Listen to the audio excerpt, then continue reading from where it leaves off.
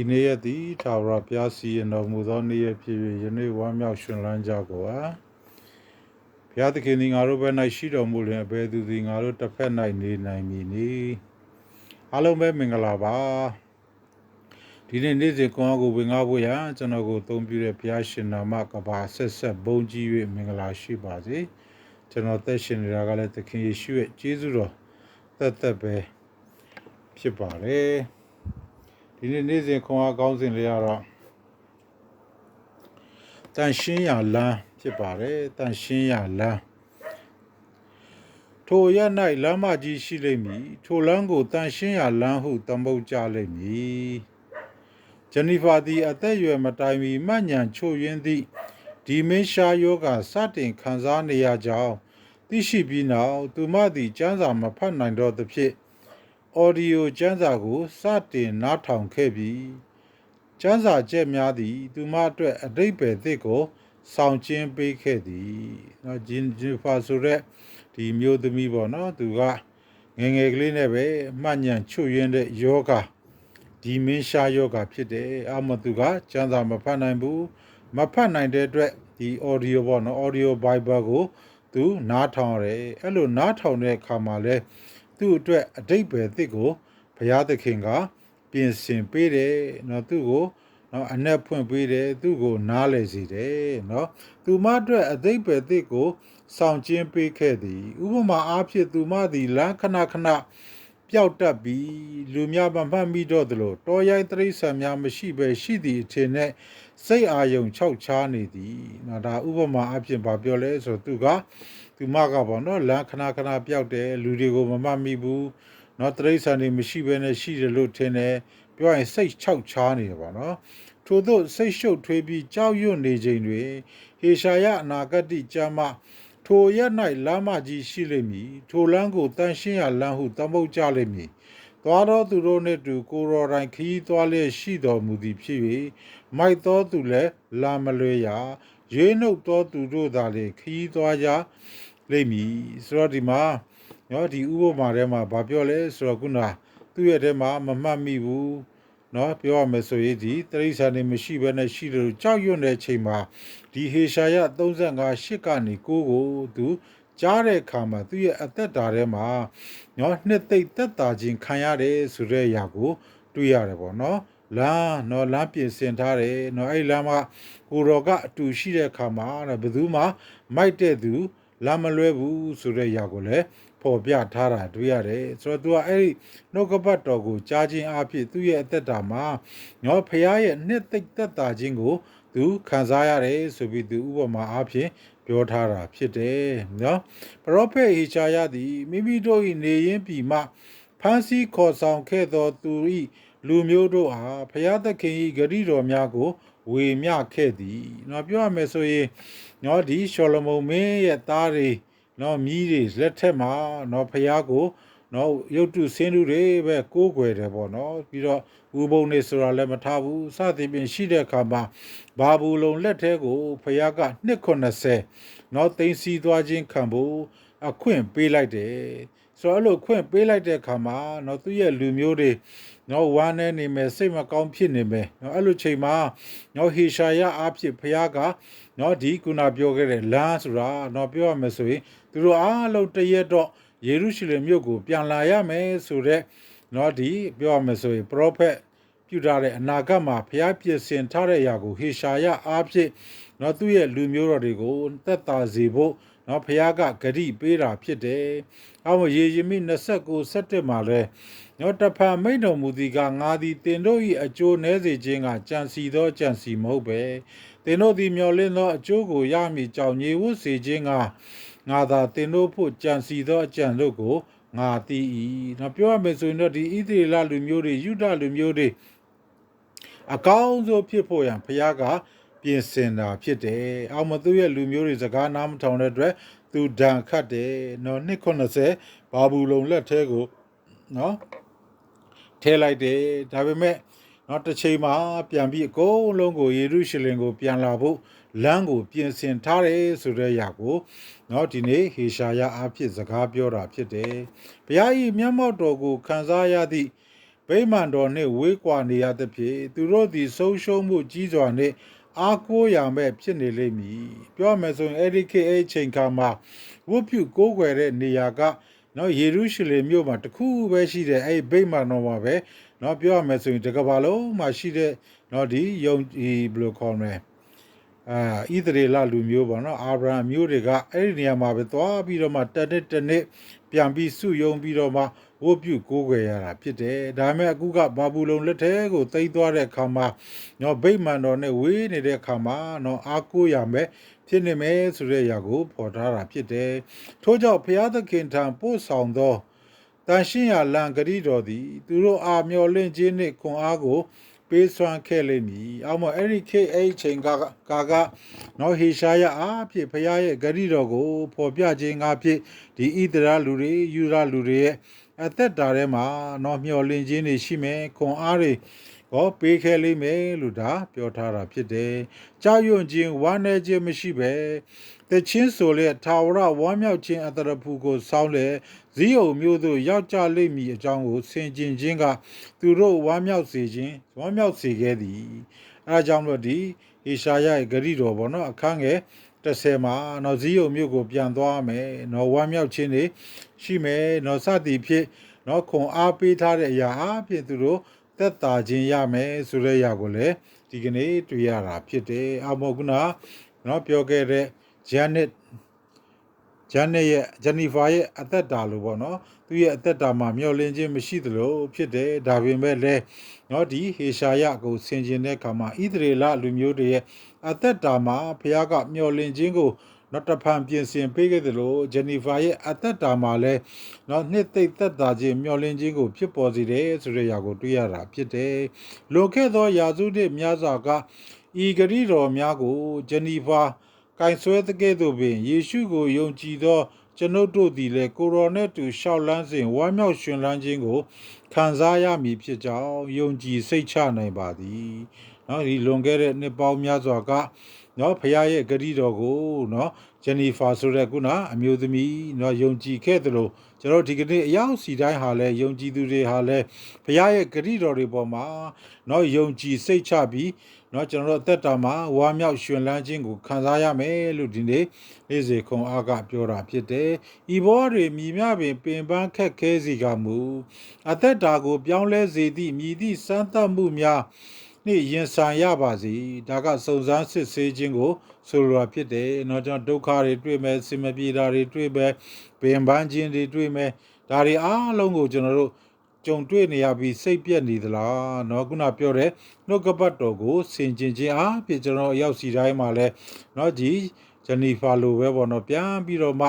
เนาะခွန်အားတွေရဖို့မျှော်လင့်ခြင်းတွေရှိဖို့ဘုရားသခင်ကနှုတ်ကပတ်တော်တွေကိုပေးထားပါတယ်ဘုရားသခင်ဤလမ်းသည်ကျွန်ုပ်တို့ဤစစ်မှန်သောအိမ်ဖြစ်သည်ကိုတော်ထံသို့ကျွန်ုပ်တို့ကိုပို့ဆောင်ပေးကြောင်းကျွန်ုပ်တို့သိပေ၏เนาะဘုရားရဲ့လမ်းကเนาะတကယ်ပဲကျွန်တော်တို့အတွက်စစ်မှန်တဲ့အိမ်ဒီလောကအိမ်ကကျွန်တော်တို့အိမ်မဟုတ်ဘူးလောကကကျွန်တော်တို့နဲ့မသက်ဆိုင်ဘူးလောကကเนาะကျွန်တော်တို့ခဏတာဖြတ်တန်းရတဲ့เนาะကျွန်တော်တို့ဧည့်သည်နေရာဖြစ်တယ်ကျွန်တော်တို့နေရာကကောင်းကင်ဘုံမှာเนาะအခုဆိုခရစ်တော်ကပြင်ဆင်ထားတဲ့အိမ်ရှိတယ်เนาะအဲ့ဒီအိမ်ကိုပြန်ဖို့เนาะခရစ်တော်ကိုယ်တိုင်ကเนาะသူကเนาะယောဟန်14:6မှာငါသည်လမ်းခီးဖြစ်တယ်တမန်တရားဖြစ်တယ်အသက်ဖြစ်တယ်ငါ့ကိုအမိမပြုတ်လျင်ဘယ်သူမှခမဲတော်ထံသို့မရောက်ရတော့ဒါကဖခင်ရဲ့လမ်းခီးဖြစ်တယ်เนาะလူတွေကတော့ကိုနီးကိုဟန်တဲ့အမျိုးမျိုးเนาะကြိုးစားတယ်ကြင်ကြံတယ်ကိုးကွယ်ခြင်းတွေပြုတယ်ဝတ်ပြုခြင်းတွေပြုတယ်เนาะပြောရရင်လာမနေတယ်လို့ဖခင်ကဆိုလိုတာဖြစ်တယ်အဘောဒီမှာဖခင်ဤလမ်းဆိုတာကခရစ်တော်ဖြစ်တယ်အဘောဒီနေ့ခေါင်းစဉ်ကကြည့်မယ်ဆိုရင်တန်ရှင်းရလမ်း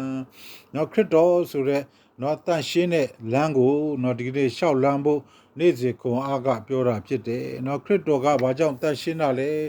เนาะယောဟန်7:7မှာကိုရောဤတမန်တရားဖြင့်သူတို့ကိုတန်ရှင်းစေတော်မူပါเนาะသခင်ယေရှုခရစ်ကဘာပြောလဲဆိုဘုရားရဲ့တမန်တရားအဖြစ်เนาะတန်ရှင်းဖို့ကိုရောဤနှုတ်ကပတ်တော်သည်တမန်တရားဖြစ်သည်အော်သခင်ယေရှုကပြောရမယ်ဆိုရင်အလုံးစုံတို့ရဲ့အလုံးစုံဖြစ်တယ်လို့ဒီကနေ့ကျွန်တော်တို့နားလည်ရမှာဖြစ်တယ်เนาะလန်ခီလည်းသူပဲဖြစ်တယ်တမာတရားလည်းသူပဲဖြစ်တယ် အသက်လည်းသူပဲဖြစ်တယ်နှုတ်ကပတ်တော်လည်းသူပဲဖြစ်တယ်နော်သိုးထိတ်လည်းသူပဲဖြစ်တယ်ပြောရမယ်ဆိုရင်တော့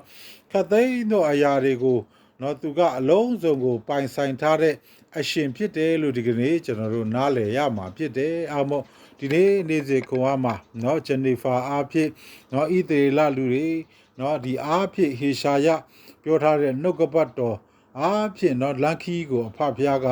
အကောင်းဆုံးလန်ခီကိုတန်ရှင်းရလမ်းကိုပြင်ဆင်ထားတယ်ဆိုတဲ့နော်နေ့စဉ်ခွန်အားကိုကျွန်တော်တို့ဆင်ခြင်နေတာဖြစ်တယ်နော်ကျွန်တော်တို့ဆင်ခြင်ရမယ့်အပိုင်းနံပါတ်1ကတော့ဘုရားသခင်ဤဂတိတော်များသည်တင့်အတွက်မြည်သို့သောအဓိပ္ပာယ်ရှိသည်နော်ဘုရားသခင်ရဲ့ဒီဂတိတော်တွေကနော်ဘယ်လိုအဓိပ္ပာယ်ရှိသလဲနော်ကောရိန္သုဩဝါဒစာဒုတိယဆောင်အခန်းကြီး9အခန်းငယ်9အစဉ်ရဲရင်သောစိတ်ရှိကြ၏မျက်မှောက်မမြင်ဘဲယုံကြည်မျှော်လင့်ခြင်းရှိသည့်တိုင်ငါတို့သည်ကျင့်ဆောင်ပြုမှုသည်ဖြစ်၍နော်ဂတိတော်တွေကကျွန်တော်တို့ဘာလို့ဖို့လဲယုံကြည်မျှော်လင့်ခြင်းရှိဖို့ဂရိတော်တွေပေါ်မှာယက်တီဖို့ဂရိတော်တွေအတိုင်းရှောက်လန်းဖို့ဆိုတဲ့အရာကိုဒီနေ့နော်နားလည်ရမှာဖြစ်တယ်အာမောကျွန်တော်တို့အတွက်ဘလို့ဒိတ်ပဲရှိတယ်လေကျွန်တော်တို့ဂရိတော်တွေမှာဂရိတော်တွေပေါ်မှာယက်တီပြီးရှောက်လန်းဖို့ဖြစ်တယ်လို့တော့နားလည်ရမှာဖြစ်တယ်နောက်တစ်ချက်ကကောရိန္သုဩဝါဒစာဒုတိယဆောင်ခန်းကြီး1အခန်းငယ်20နှစ်ကော1:20မှာထိုတခင်မှာဘုရားသခင်ဂတိတော်ရှိသမျှတို့သည်ငါတို့အားဖြင့်ဘုံတရေတော်ထင်ရှားစေခြင်းအလို့ငါဟုတ်မှန်ဤဟူ၍၎င်းအာမင်ဟူ၍၎င်းဖြစ်သည်။နောက်ဂတိတော်တွေကဘာဖြစ်လဲဆိုတော့ဘုရားဘုံထင်ရှားစေဖို့ဖြစ်တယ်လို့လည်းကျွန်တော်တို့တွေ့ရမှာဖြစ်တယ်။အောက်မှာဂတိတော်တွေကိုဘုရားကအလကားပေးထားတာမဟုတ်ဘူး။ကျွန်တော်တို့ကဒီဂတိတော်တွေပေါ်မှာယက်တီဖို့ဂတိတော်တွေပေါ်မှာဝန်ခံဖို့ဂရိတော်တွေပေါ်မှာရှင်တန်ဖို့လိုတယ်ဆိုတဲ့အရာကိုနားလည်ရမှာဖြစ်တယ်။စာလံ105ခန်းငယ်8ကနေ7မှာပေါ့နော်။စာလံ105ခန်းငယ်8ကနေ7မှာငါသည်တင်တို့အမွေခံရဖို့ခါနန်ပြည်ကိုတင်း၌ပေးမိဟုငါတို့အမျိုးသည်အရေးအတွက်အားဖြင့်မများအလွန်နှဲ၍ထိုပြည်၌ဧည့်သည်ဖြစ်လျက်နေသောအခါအာဗြဟံ၌ဂရိတာ၍ဣဇက်၌ကျိန်ဆိုတော်မူလျက်ယာကုပ်၌မြဲမြံသောတရားဣသရေလ၌နေဆထာဝရဗရေညင်ဖြစ်စေခြင်းကလူမျိုးအဆက်တစ်ထောင်တိုင်အောင်မိတ်မွက်တော်မူသောနှုတ်ကပတ်တော်ဒီဟုသောဝန်ခံခြင်းတရားတော်ကိုအစဉ်အမြဲအောက်မေ့တော်မူ၏နော်ဖခင်ကပြောတာဖြစ်တယ်ပေါ့နော်အာဗြဟံဣဇက်ယာကုပ်မှာသူထားတဲ့ဗရေညင်တရားဂတိတော်နော်ဒါတွေကိုနော်အာဗြဟံဣဇက်မှာတည်သလိုယာကုပ်မှာလည်းနော်တည်တယ်ဖြစ်စေတယ်ဆိုတော့နှုတ်ကပတ်တော်ဒီဟုသောဝန်ခံခြင်းနော်သူ့ရဲ့နှုတ်ကပတ်တော်နော်သူ့ရဲ့နှုတ်ကပတ်တော်ဟာဂတိတည်တယ်ဆိုတဲ့အရာပေါ့နော်အာဗြဟံဣဇက်လိုမျိုးယာကုပ်မှာလည်းတည်တယ်လို့ဒီကနေ့ကျွန်တော်အရောက်စီတိုင်းမှာလည်းဘုရားသခင်ရဲ့နှုတ်ကပတ်တော်က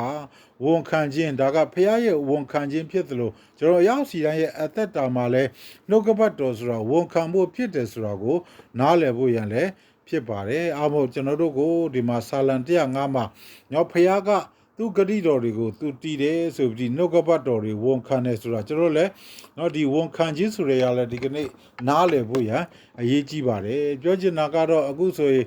နော်ဒီယေရှုခရစ်ကလွန်ခဲ့တဲ့နှစ်2000က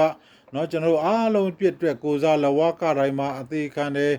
နော်တကြူချင်းခံတယ်သုံးရမြောက်မှာထားမြောက်တယ်ဒါကိုယုံကြည်ရင်နော်ခရစ်တော်ကိုယုံကြည်တယ်ဆိုရင်ကယ်တင်ပိုင်ရှင်ဖြစ်လက်ခံကယ်တင်ခြင်းရောက်တယ်နော်ဒီဟာကိုကျွန်တော်တို့ဝန်ခံတဲ့သူကနော်ကယ်တင်ခြင်းရောက်တယ်လို့ဝန်မခံရင်တော့မဆိုင်ဘူးမသက်ဆိုင်ဘူးဆိုရဲရဝန်ခံခြင်းဆိုတဲ့အဓိပ္ပာယ်ကနော်အခုဒီမှာဖခင်ကပြောသလိုဒီနော်သူ့ရဲ့နော်အာဗြဟံနဲ့ဣဇက်တို့သူဂရိတည်တယ်လို့နော်ယာကုပ်ပေါ်မှာလည်းသူဂရိတည်တယ်ဆိုတဲ့နော်ဖခင်ရဲ့ဝန်ခံခြင်းကိုပြောထားတာဖြစ်တယ်နော်ဟေဘရဲ73:5မှာလည်းသင်တို့၏ကြင်ကြံပြုမှုခြင်းသည်ငွေကိုတတ်မှတ်ခြင်းနှင့်ကင်းလို့၍ကိုယ်၌ရှိသောဥစ္စာနှင့်ရောက်ရဲခြင်းရှိကြလော့အကြောင်းမူကားငါသည်သင်ကိုမစွန့်သင်ကိုအလင်းပြည့်၍မထားဟုဂတိတော်ရှိဘုရားကကျွန်တော်တို့ကိုဘယ်တော့မှပြစ်မထားဘူးဆိုတဲ့ဂတိရှိတဲ့အတွက်ကျွန်တော်တို့လောဘမကြီးဖို့အားကြောင့်မလို့နော်ဒီဂရိတော်တွေကကျွန်တော်အသက်တာမှာရောက်ရဲခြင်းကိုဖြစ်စေတယ်ဆိုတဲ့အရာကိုလည်းဒီကနေ့ဆင်ခြင်ရတာဖြစ်တယ်ယောရှု1:9မှာငါသင်ကိုငါမှာထားသည်မဟုတ်လောအာယူ၍ရဲရင်ခြင်းရှိလော့မကြောက်နှင့်စိတ်မပြတ်နှင့် သွားလေရာရာ၌တင်ဤဖျားသခင်ထာဝရဖျားရှိသည်ဟုမိန်တော်မူ၏ဆိုတော့ဒီဂရိတော်တွေကကျွန်တော်တို့ကိုရဲရင်ချင်းကိုလည်းပေးတယ်လို့ကျွန်တော်တို့နားလည်ရမှာဖြစ်တယ်နောက်ပြီးတော့တောလေယာ23:19မှာဘုရားသခင်သည်မူသားစကားကိုပြောအပ်သောငါလူဖြစ်တော်မူသည်မဟုတ်နောင်တရအံ့သောငါလူသားဖြစ်တော်မူသည်မဟုတ်မိန်တော်မူပြီးမှစကားတော်တိုင်းမပြုတ်ဘဲနေတော်မူမည်လောဂတိထားတော်မူပြီးမှဂတိတော်မတီးဘဲနေတော်မူပြီလောနော်ဖခင်ကဂတိမတီးတဲ့ဖခင်ဖြစ်တယ်ဆိုတာကိုဂတိပေးထားတာကိုလည်းကျွန်တော်တို့တွေ့ရမှာဖြစ်တယ်နောက်ပြီးတော့မှမာသဲ24:35မာသဲ24:35မှာကောင်းကင်နေမြေကြီးမတည်တော်လဲငါစကားတည်လိမ့်မည်ဖခင်စကားကထာဝရဖြစ်တယ်လို့ကျွန်တော်တို့နားလည်ရမယ်။နော်ကဘာကြီးကိုစားပြီးဖန်ဆင်းကြတဲ့ကလည်းနော်နှုတ်ကပတ်တော်နဲ့ဖျားစကားနဲ့ပဲနော်ဖြစ်စေဆိုပြီးဖန်ဆင်းခဲ့တဲ့အရာကနော်ထာဝရကာလမှာလည်းနော်ဒီဖျားရဲ့စကားကတည်မင်းလို့ကျွန်တော်တို့နားလည်ထားရမှာဖြစ်တယ်။အောက်မှာဂရိတော်တွေကထာဝရဖြစ်တယ်ဆိုတာလည်းသိရှိထားရမှာဖြစ်တယ်။ဟေဘရဲ10:23မှာမျော်လင့်ခြင်းအကြောင်းကိုဝန်ခံ၍မတိမ်ရိပ်မလွေ့လျော့ပဲတည်ကြည်ကြကုန်ဟံအကြောင်းမူကားဂရိထားတော်မူသောသူသည်တစ္ဆာနှင့်ပြည့်စုံတော်မူ၏နော်ဂရိထားတဲ့သူကတစ္ဆာရှိတယ်ကျွန်တော်တို့လည်းဒီကနေ့မှာဖခင်ကိုကိုးကွယ်နေတာတစ္ဆာရှိရဲ့လားဒီဖခင်ကကိုးကွယ်ခြင်းမထိုက်လို့ပဲနော်ကိုးကွယ်မှုကိုတစ္ဆာမရှိပဲလှုပ်ဆောင်နေသလားဖခင်ကကျွန်တော်တို့ပေါ်မှာမကောင်းလို့နော်ကိုးကွယ်ခြင်းပေါ်မှာကျွန်တော်တို့သစ္စာမရှိကြတာလားပြန်စဉ်းစားဖို့လိုပါတယ်ဒီမှာတော့ဖခင်ကဂရိထားတဲ့အတိုင်းသစ္စာရှိတယ်အဲ့အတွက်ဘာဖြစ်လို့ကျွန်တော်တို့ကိုမျော်လင့်ခြင်းဖြစ်စေတယ်ကျွန်တော်တို့မျော်လင့်နိုင်တယ်နော်အနာဂတ်မှာနော်ကောင်းကင်သစ်မြေကြီးသစ်ရှိတယ်နှစ်တစ်ထောင်ရှိတယ်ဝိညာဏခန္ဓာပြပါမယ်ခြီဆောင်ခြင်းတွေခံရမယ်ဒါတွေအားလုံးဟာကျွန်တော်အရောက်စီတိုင်းအတွက်မျော်လင့်ခြင်းဖြစ်တယ်ဒီမျော်လင့်ခြင်းတွေကိုလည်းဒီဂရိတော်တွေပေါ်မှာယက်တည်တဲ့အခါမှာခံစားရမယ်လို့ကျွန်တော်အဲ့လိုပဲနားလည်ပါတယ်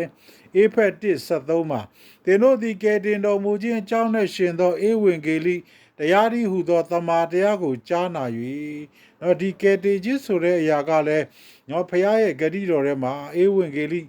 တရားအနေနဲ့နော်ဖော်ပြထားတာဖြစ်တယ်ဒီကယ်တင်ခြင်းကလည်းဖခင်ရဲ့ဂတိတော်အတိုင်းနော်ကယ်တင်ပေးတယ်လို့ကျွန်တော်တို့ဒီကနေ့နားလည်ရမှာဖြစ်တယ်ပြီးတော့ဂတိတော်နဲ့ရှင်သောတန်ရှင်းသောဝိညာဉ်တော်၏တစိတ်ခတ်ခြင်းကိုခံရကြပြီနော်တန်ရှင်းသောဝိညာဉ်တော်ကိုလည်းပေးမယ်လို့ဖခင်ဂတိပေးထားတဲ့အတိုင်းနော်ပြောရမယ်ဆိုရင်ယေစကြည်လထဲမှာနော်ဖော်ပြထားတဲ့ကာဝိညာဉ်ကိုသင်တို့ထဲကိုသွင်းမယ်ဆိုတဲ့နော်ဒီဖခင်ရဲ့ဂတိတော်တွေပြောရမယ်ဆိုရင်သခင်ယေရှုမပေါ်ခင်နော်နှစ်ပေါင်းဒီ600 900ပေါ့နော်အဲ့ဒီဝန်းကျင်မှာကလေးကနော်ပရောဖက်ပြုထားတဲ့အရာနော်ဒါပေမဲ့ဒီနေ့ခရစ်တော်လောကကိုလာပြီးရှင်ပြန်ထမြောက်ခြင်းနောက်ပိုင်းမှာဒီဝိညာဉ်တော်ကိုကျွန်တော်ရောက်စီတိုင်းဂတိတော်တိုင်းပေးတဲ့ဖခင်ဆိုရဲလည်းကျွန်တော်တို့အားလုံးဒါသက်သေလည်းဖြစ်ပါတယ်ရှင်ပေတရုဩဝါဒစာဒုတိယဆောင်ခန်းကြီး1အခန်းငယ်4ထို့သောအားဖြင့်လည်းအလွန်ကြီးမြတ်၍အဖို့ထိုက်သောဂတိများကိုငါတို့အားအပ်ပေးတော်မူပြီ။နော်ပြောမယ်ဆိုရင်ဂတိတော်တွေကအများကြီးရှိပါတယ်။အကြောင်းမူကားတဲ့ထိုဂတိတော်များကိုအမိပြု၍သင်တို့သည်လောကီတတ်မှတ်ခြင်းအညစ်အကြေးနှင့်ကင်းလွတ်သဖြင့်ဘုရားပဂတိကိုဆက်ဆံရသောသူဖြစ်ကြမိအကြောင်းဒီနော်ပြောရမယ်ဆိုရင်ဒီလောကအရာတွေကိုမတက်မှတ်ဖို့ဒီဂတိတော်တွေကကျော်ထဲထဲမှာတကိုးတော်အပြင်ပြုပြင်ပြောင်းလဲခြင်းဝိညာဉ်တော်ဖျားရဲ့နှုတ်ကပတ်တော်တွေပေါ်မှာနော်ပြုပြင်ပြောင်းလဲခြင်းအဖြစ်ကျွန်တော်အရောက်စီတိုင်းရဲ့အသက်တာမှာလောကီတတ်မှတ်ခြင်းကနေကင်းလို့ဖို့ရန်လဲတတ်နိုင်တယ်ဆိုတာဒါကဂရိတော်အဖြစ်ဖြစ်တယ်ဆိုရကိုလည်းဒီကနေ့နားလည်ဖို့ရန်အရေးကြီးပါတယ်ပြီးတော့မှနောက်ဆုံးတစ်ချက်ကဟေရှာယ55:7မှာထို့တူငါဤနှုတ်ကပတ်စကားသည်ဖြစ်လိမ့်မည်အကျိုးမရှိဘဲငါထံသို့မပြန်ရငါလူကိုပြည့်စုံစေမည်ငါစေခိုင်းသောအမှု၌အောင်လိမ့်မည်เนาะဒါကเนาะဖခင်ကသူဟေရှာယအဖြစ်ပဲပြောတာဖြစ်တယ်เนาะသူ့ရဲ့နှုတ်ကပတ်တော်ကเนาะဖြစ်ကိုဖြစ်မယ်အကျိုးမရှိပဲသူစီမလာဘူးဒါကြောင့်ဘာလဲဆိုတော့ဂရိတော်ဆိုတာကဖခင်ရဲ့တကူတော်ဖြစ်တယ်လို့လည်းကျွန်တော်ဒီကနေ့မှာဆင်ခြင်ဖို့ရန်ဖြစ်တယ်အောက်မပြောရမယ်ဆိုရင်အချက်တွေအများကြီးပဲအောက်မဒီကနေ့ဖခင်ရဲ့ဂရိတော်ကကျွန်တော်တို့ဘယ်လိုအတိတ်ပဲရှိတယ်လဲเนาะကျွန်တော်တို့ဒီကနေ့စဉ်းစားဖို့ရန်ဖြစ်တယ်နောက်တစ်ချက်ကတော့သင်ကိုယ်တိုင်မထိတ်ချုပ်နိုင်သောစစ်ကြောမှုများကိုကြုံတွေ့ရသောအခါ ကိုရောထံသို့မိတို့လက်ပြန်နိုင်မည်နီနော်ကိုကိုယ်တိုင်မထိန်ချုပ်နိုင်တဲ့စစ်ကြောမှုတွေခံရရင်ကျွန်တော်တို့ဘယ်လိုဖျားဆန်လဲမလဲနော်ဒီနှုတ်ကပတ်တော်ကိုဝေဟောပြောဖို့ကျွန်တော်ကိုနိုင်ကဒီနှုတ်ကပတ်တော်ကိုအရင်စားရပါတယ်နော်မနေ့ကညရဲစားရတယ်ဒီနေ့မနေ့လည်းတစ်ခါစားရပြန်တယ်အော်မပြောရမယ်ဆိုရင်နော်ဒီနှုတ်ကပတ်တော်တွေဟောတဲ့အခါမှာကျွန်တော်တို့ကိုနိုင်လဲနော်မဟောခင်အမျိုးမျိုးကြုံတွေ့ရပါတယ်ဆိုတော့ဒီမှာနော်ဒီစစ်ကြောမှုတွေကနေဘလို့ဖျားစီလက်ပြန်မလဲအဓိက focus ပေါ့နော်ကျွန်တော်တို့အာယုံစူးစိုက်တာနော် focus ဘယ်နားမှာထားမလဲ focus ကိုဘယ်လိုပြောင်းမလဲတော့အခုဖြစ်ပေါ်နေတဲ့စုံစမ်းစစ်ဆေးခြင်းပေါ်မှာ focus မထားဘဲနဲ့ဖျားကို focus ထားဖို့နော်ရှင်ယာကုတ်1အခန်းငယ်2နဲ့3မှာငါ၏ညီကိုတို့တင်တို့ဤယုံကြည်ခြင်းကိုစစ်ကြောစုံစမ်းခြင်းအရာသည်တီးခံခြင်းကိုပွားစေတတ်သည်ဟုတိမှတ်လေတော့ဒီစုံစမ်းခြင်းတွေကိုကျွန်တော်ရင်ဆိုင်ရတဲ့အခါမှာเนาะကျွန်တော်တို့ထဲမှာဝိညာဉ်တော်အားဖြင့်တီးခံနိုင်ဖို့ကိုဘုရားကပြင်ဆင်ပေးပါတယ်ဒါပေမဲ့ကျွန်တော်တို့တစ်ခါကြရင်เนาะတမာတိတစ်ချက်လှုပ်ပြီးတော့မှเนาะတီးခံခြင်းတွေကနေเนาะလွဲသွားတယ်ဆိုတာရှိတတ်ပါတယ်အဲ့ဒါကိုလည်းဝန်ခံပါတယ်ဘာကြောင့်လဲကျွန်တော်တို့လည်းမစုံလင်သေးပါဘူးเนาะအမော်ဒီမှာเนาะခုလိုမျိုးလို့ကြုံတွေ့လာရင်ဘာဖြစ်လဲဆိုတော့เนาะဒီတီးခံခြင်းတွေစုံစမ်းစစ်ကြောခြင်းတွေတွေ့ခါမှာတီးခံဖို့အထူး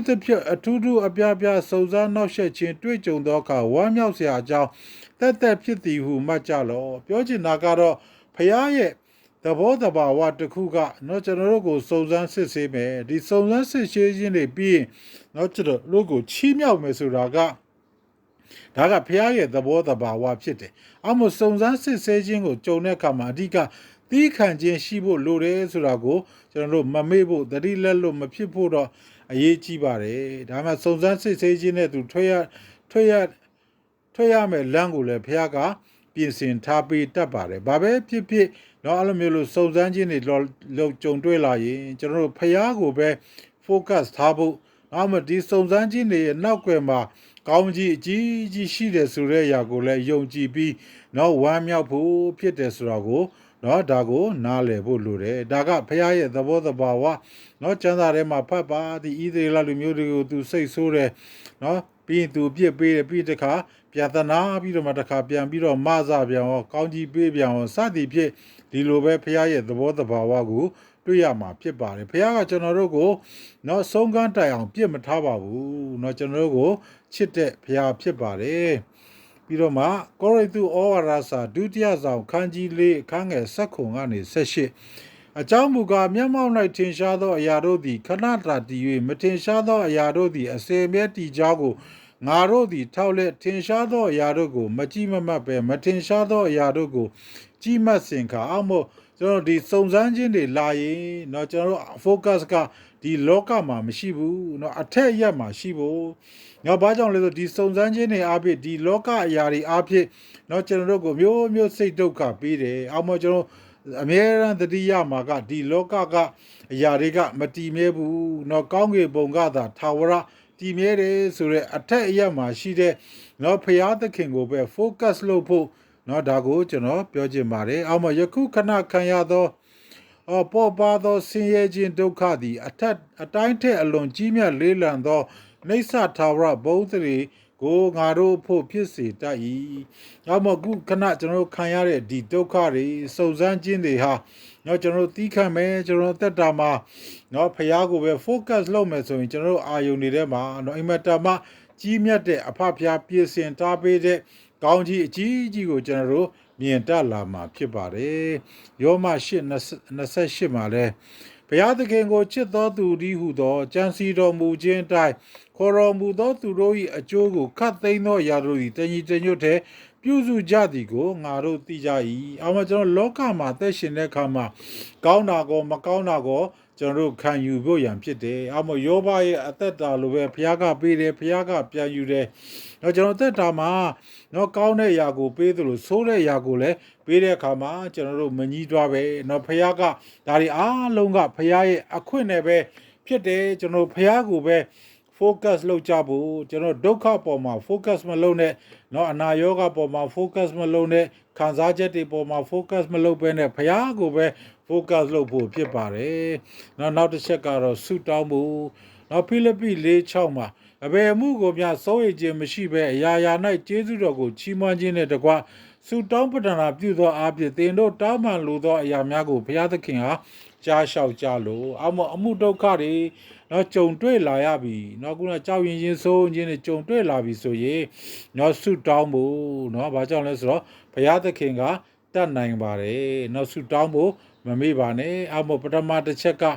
နော်ဘုရားကိုပဲ focus လုပ်ရမယ်နောက်တစ်ချက်ကဆုတောင်းရမယ်နော်တစ်ပေ9-6ခုမှာထို့ကြောင့်ကာလအချိန်တန်လျင်ဘုရားသခင်သည်တင်တို့ကိုချီးမြှောက်တော်မူမိကြောင်းเนาะတကိုးကြီးသောလက်တော်အောက်၌ကိုနှိမ့်ချလောနောက်ခုနပြောတဲ့ရင်ဆိုင်နေရတဲ့အမှုရာတွေမှာเนาะကျွန်တော်တို့မပေါက်ကွဲပဲနဲ့နှိမ့်ချဖို့เนาะပြီးတော့မှတင်တို့ကိုတတိနေ့ကြီးရှုတော်မူသောကြောင့်เนาะကျွန်တော်တို့ဘာဖြစ်လဲ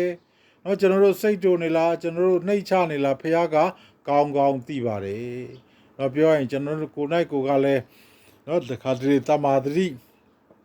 လွတ်ပါတယ်เนาะကြည်တော်မူသောကြောင့်သင်တို့၏စိုးရိမ်ခြင်းအမှုရှိသမျှတို့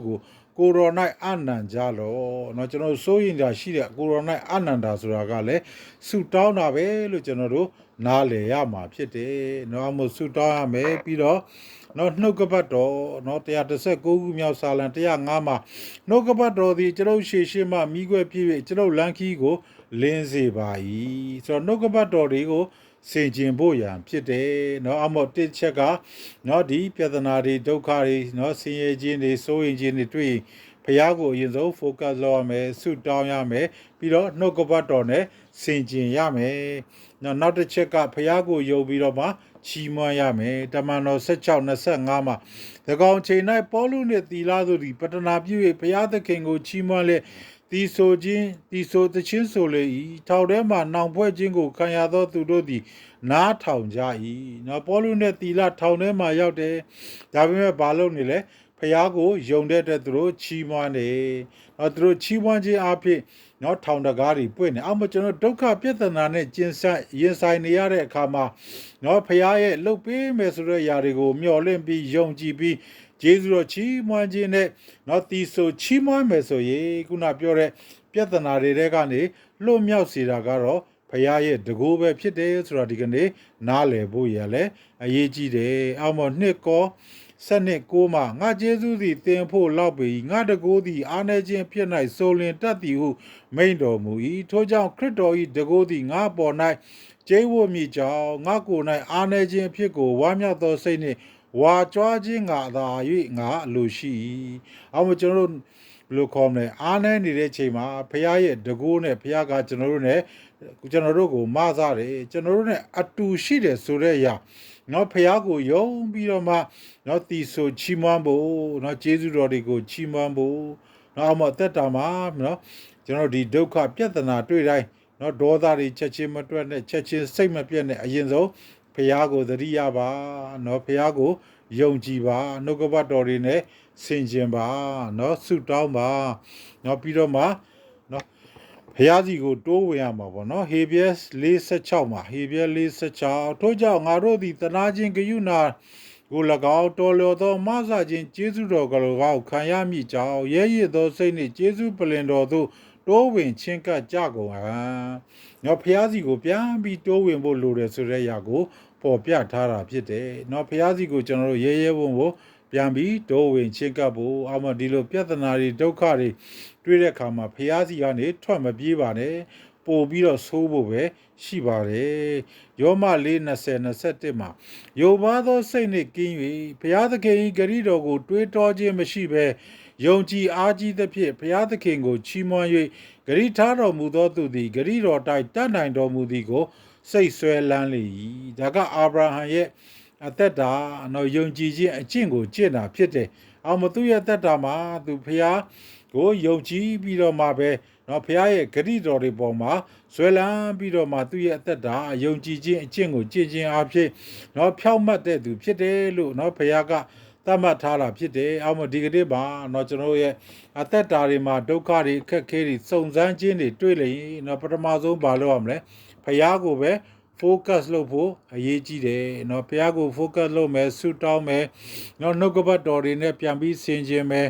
เนาะဖျားကိုယုံကြည်စိတ်ချမယ်ချီးမွမ်းမယ်ပြီးတော့ဖျားစီကိုပြန်လဲတိုးဝင်မယ်အောက်မှာအင်္ဂလိပ်เนาะဒီကျမ်းစာထဲမှာ walking by faith not by sight ဂရိတော်တွေပေါ်မှာကျွန်တော်တို့ယက်တီးပြီးတော့မှဂရိတော်တွေပေါ်မှာယုံကြည်ပြီးလောကအမြင်တွေပေါ်မှာ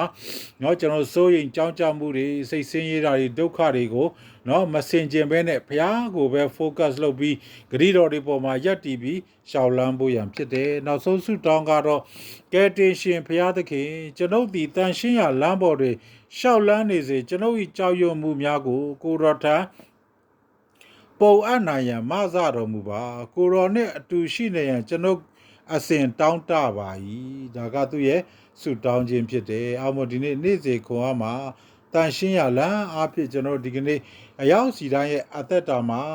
ညောဖရာသခင်ရဲ့ဂရုတော်တွေပေါ်မှာယက်တီးပြီးတော့မှเนาะဖရာသခင်စီကိုတိုးဝင်ဖို့